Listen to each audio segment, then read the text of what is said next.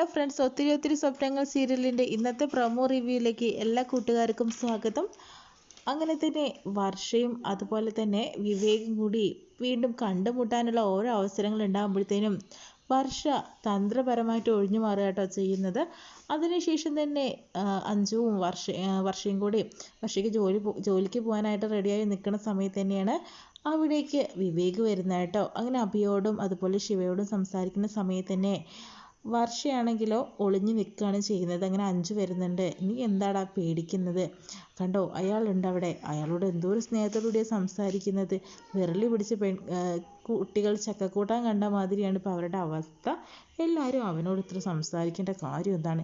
നീ എത്ര കാലം അവനെ പേടിച്ചിങ്ങനെ ജീവിക്കും, അവൻ്റെ മുന്നിൽ പെടാതെ? ഇത് ശരിയാണോ? വർഷയും ചോദിക്കുന്നുണ്ട്. എനിക്കറിയില്ല, ആകെ പ്രശ്നമാണെന്ന് പറയുന്നു. അതിനുശേഷം തന്നെ ഇഞ്ചപ്പനാണെങ്കിലോ ആ ഒരു വർഷയുടെ ഫോട്ടോ ഫോണിൽ കാണിച്ചു കൊടുക്കുന്നുണ്ട് കേട്ടോ.